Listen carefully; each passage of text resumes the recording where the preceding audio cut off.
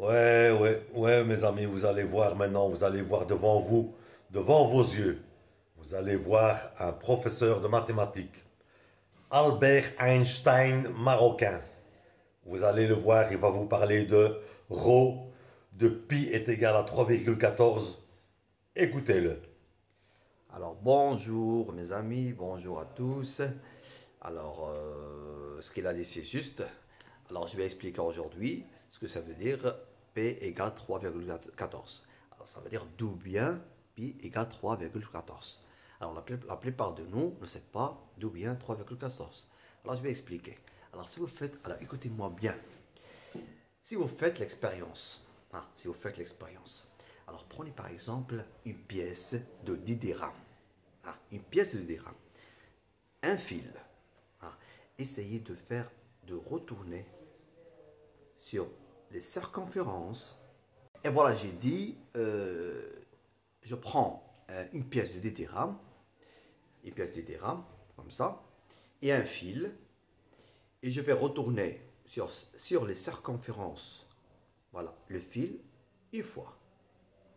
Et je vais mesurer, voilà, les circonférences d'une pièce de 10 dirhams. Ça s'appelle le périmètre. Et je vais mesurer cette longueur à l'aide de la règle et je note P.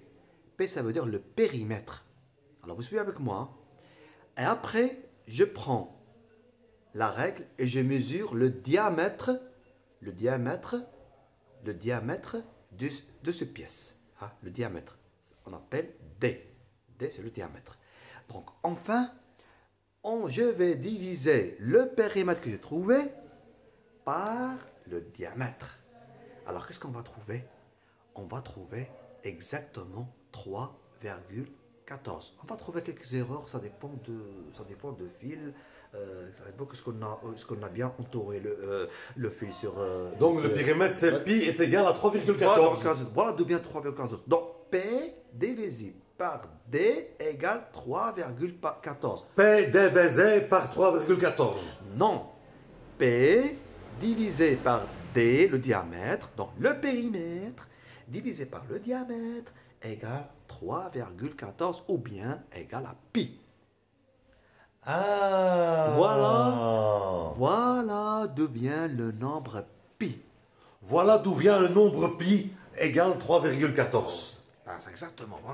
La plupart de nous ne savent pas d'où vient. Voilà, si vous faites cette expérience. Alors c'est bon. Alors trinquons, pouvons-nous boire. Santé. Santé. Votre santé.